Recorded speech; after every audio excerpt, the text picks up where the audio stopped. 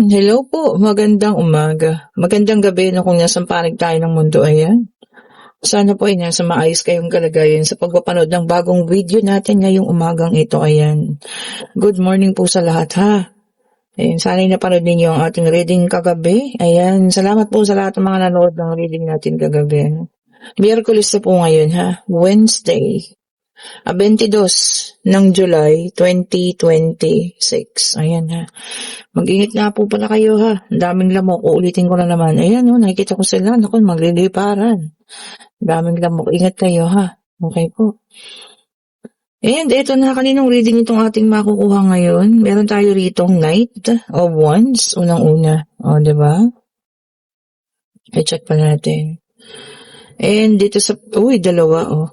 And we have here the Ten of Cups. And meron din tayo ritong the Sun. Okay. The positivity card is here. Oh, ayan. Tingnan pa natin po, ha. I-check pa po natin. Para sa ating first 4 spread card reading, ano. Ayusin nga natin para magkasya. Ayan. At ulitin ko po ha, sa lahat na may gusto ng private reading, kayo po yung mag-chat na at napupuno-puno na ang ating mga schedule ha. Baka gusto nyo lang naman po ano. And we have here the Ten of Swords. Ooh. Ayan. Okay na. Tingnan pa natin ha, para sa ating pangalawang latag. Tingnan pa po natin. And we have here the Three of Swords. Okay po. And meron din tayo ritong the Angel Temperance. Yan. Ang ganda talaga ng ano nito, no, illustration or your pinaka-drawing niya. Napaka, ano po, maraming talaga kang makikita eh. Ito na, tingnan natin ha. And we have here the Two of Wands. Okay.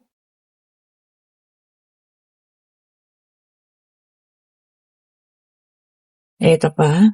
Tingnan natin. Okay.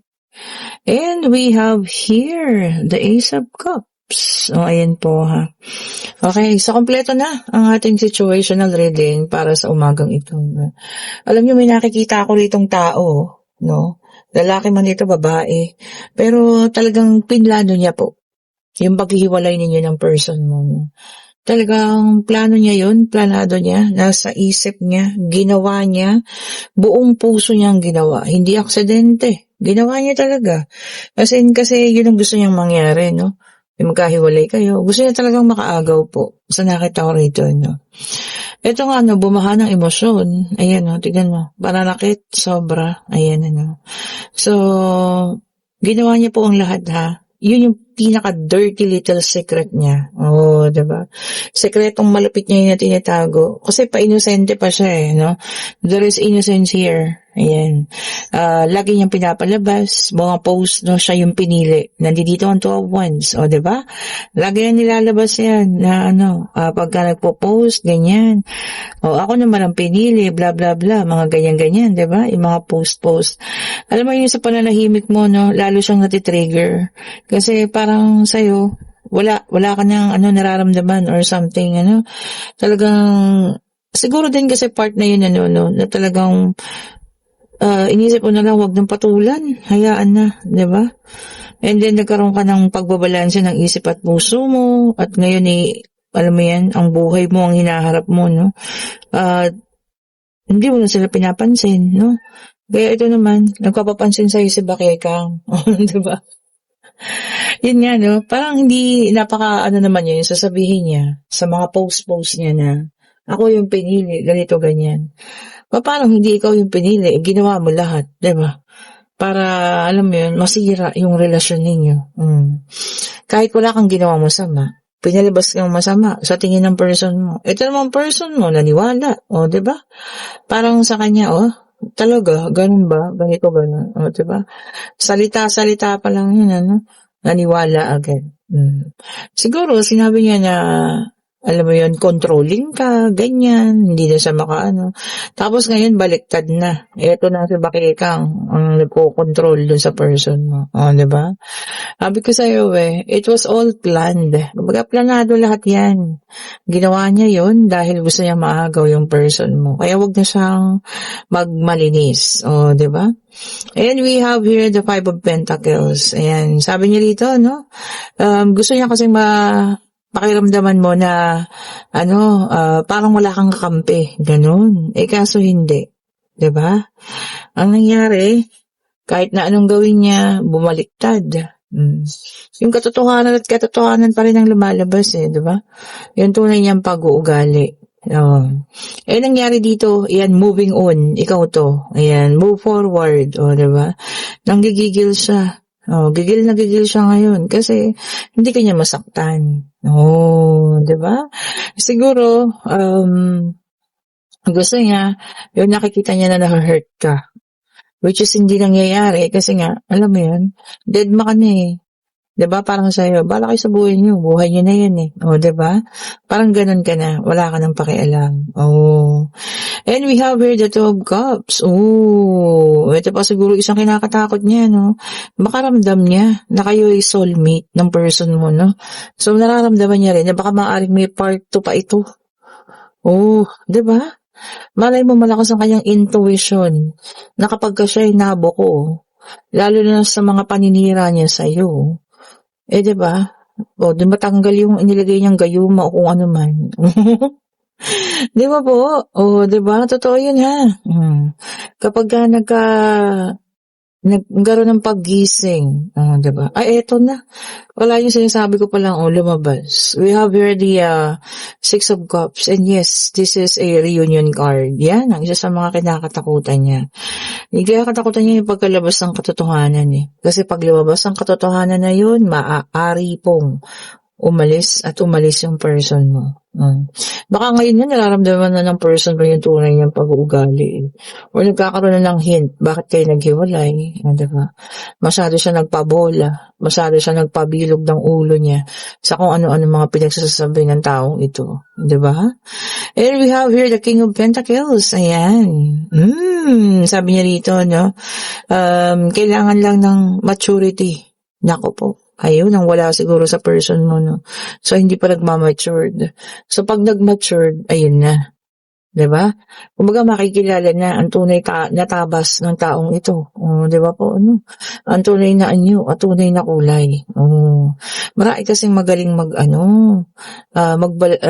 mag-alis ng, magpalit ng kulay. Lalo na kung iba-ibang tao ang kanilang kaharap. Diba? Marami pong magaling gumawa niya. Para masira lang kayo. No? Wow, grabe. And we have here the King of Wands. Ayan. Ikaw napaka-energetic mo ngayon. Motivated. At talagang ginagawan mo ang action ng lahat ng mga bagay-bagay. Which is good. Napakaganda po niyan. Yes, tama yun. Maging motivated tayo sa mga bagay na ito. No? Sa mga bagay na nangyayari sa buhay natin. Maging okay tayo. Maging maayos tayo. Diba? Tanggapin natin lahat yun. Positive man or negative. Alam niyo naman, pagka-positive, may kapalit din yung positive. Diba? Kung negative naman, may kapalit din na negativity. And then sabi niya rito, meron tayong Seven of Swords. Ayan. Sabi niya rito spying. Talagang hindi kaya titigilan Mag-i-spy pa sa'yo ang nimal. Di ba naman? Anong pagkainggit sa'yo, no? Grabe. Ano kayang pagkainggit sa'yo? Nasa kanya na nga eh. Bakit kailangan pang mainggit? Di ba po? And para sa ating final card, ang ganda, positivity card again, the number 19. Siguro ito talaga yung hindi niya maaalis sa'yo, Yung pagiging positibo, masayahin, Ayan ang hindi niya maaalis sa'yo. Yan ang mga qualities mo na talagang napakagaganda po. Okay, at kinuha ko tong ating pangatlong deck of cards. Ayan. Check natin kung ano pang paparating po, Ayan. Para sa iyo, ayan, tignan pa natin. Ayan. Sa ating pangatlong deck of cards, pwedeng sa'yo, pwedeng sa kanya, pwedeng kung kanino man. Uulitin natin Take only what resonates po. Ayan. And we have here the King of Swords, air sign in reverse, Gemini, Libra, and Aquarius. Ay, merong bababa ang pride. Ayan, oh. Maaaring may tao po na makipag-usap sa inyo at ibababa niya mismo yung kanyang pride daw po. Oh, aaminin niya ang kanyang pagkakamali o bibihira yun ha. Karamihan sa tao ngayon, talagang matatalino na at ang alam nila sa sarili nila hindi sila nagkakamali. Oh. Ayan. Pero itong taong ito, maaminin niya raw sa'yo ang kanyang pagkakamali. Oh, 'di ba? Napakaganda naman. O ito na, tignan pa natin ha. I-check pa natin ano. Ito dalawa agad. O ito pa. And we have here the Hermit naka-reverse, earth sign naman. Ayan ano. Taurus, Virgo, and Capricorn. Sabi niya rito, no, yung iba sa inyo, didistansya. Ayan. Pwedeng sa mga kaibigan, kamag-anak man ito, or kung sino naman ang inyong didistansyahan ha. Minsan siguro kailangan nating huminga-hinga, di ba? Para tumistansya tayo. Oh, surprisingly, tingnan niyo naman. Parehas na Seven of Swords, nagtapatan pa, air sign ulit. Ayan. O talagang maraming manggagancho ngayon ha. Ingat-ingat po kayo. Ayan. Especially mga makakasalubong nyo sa daan. Ayan. Baka po kayo maloko ha. Lalo na yung mga dyan. Yung tawag dito, naglalagay ng dumi sa damit. Para kayo malit-ulit at makakuha ang inyong mga gamit ha. Especially sa mga estudyante natin yun ang mga pinupuntirya nila. Estudyante nakasuot ng mga puti. Ingat po kayo ha. Ito dalawa ulit. Naku, parehas na naka-reverse. And we have here the Queen of Cups. Water sign na naman. Ito na ang Cancer, Scorpio, and Pisces. Mga water sign. Ayan. Sabi niya rito na deep inner feelings. Ay, ano yun? Malalim. Nadamdamin. Baka meron na kayo nagugustuhan ha. At lumalalim na ang paggugusto niyo sa taong ito. Hindi ko kasi masabi kung pwede nyo sabihin, di ba? Baka naman kayo mahiyain or takot ma-turn down, di ba po, no? Pero depende sa inyo, para at least alam nyo, di ba? Kung pwedeng tugunan ang inyong nararamdaman. And we have here the Ace of Cups, water sign ulit ito. Ayan. Sabi niya dito, naka-reverse, no, ang ating Ace of Cups. Ayan. Sabi niya dito, emptiness. Ayun, pakiramdam na parang no? Pag nawalan, ganyan, or pagkawala, emptiness. Parang yung blanco yung damdamin. Sino kaya nakakaramdam sa inyo niyan? Huwag niyo pong tambayan yan, ha? Maghanap kayo ng ibang diversyon. Hindi na kailangan manood kayo, aliwin ninyo, sarili ninyo, manood kayo nakakatawa, ayan. Sige, go lang po, aliwin natin ang ating mga sarili, ha? Makapag-usap, ayan, para magkaroon tayo ng mga bagong isipin, no? Para hindi tayo makaramdam ng ganon, emptiness. Kakalungkot yun, ha? Ito pa, tingnan natin. And we have here, naka-reverse na naman ang ating Knight of Cups. Water sign ulit siya. Moodiness. Yung iba sa inyo magsusungit ngayon. Bakit kaya? Baka malilate na, maraming traffic, no? Maraming kung ano man. Ayan, may nasisira sa mga computer, sa mga gamit, sa mga pagdatrabaho. Magsusungit daw po ha, magiging moody. Ayan ha. Isihan lang ha. Kasi hindi rin mo mapipigilan yan lalo na kung may mga pagkakataon na hindi maganda, diba? Ang mga pangyayari po. And we have here the Four of Wands sa fire sign, Aries, Leo, and Sagittarius. Ayan, celebration. May celebration po kayong pupuntahan ha. Pwedeng ito ay personal celebration, sa company, or kung ano man tong celebration na ito, no? Kasama raw po kayo. Ayan. Magsaya ha. Makisaya kayo. Wednesday ngayon, tama. Baka may mga celebration. And for the final card, we have here the Ten of Pentacles, Earth sign. So, lumabas po lahat ng ating zodiac sign. Ito na, napakaganda. Tingnan nyo to ha. Stability. And success. Ayan. Ang ganda, no? Saluhin ninyo kung ano itong mga paparating na grasya na ito, na para po talaga sa inyo yan, no? Especially kapag talagang inaantay na ninyo ang grasyang ito. Ayan, saluhin po. Ayan, ibig sabihin po ay para talaga sa inyo yan, ha? And ito na, ang ating yes and no card. Pwede na kayong magtanong ha, pag-ibig, pangyayari, financial, kung ano man ang gusto niyong malaman, mabilis ito ha, kaya kayo mag-isip na. Divine Universe, ano pong inyong kasagutan? Sa kanilang katanungan po, isa lang po ha, isang sagot lamang po. Ayan. Wag pong marami. Ayun na. Eto na po.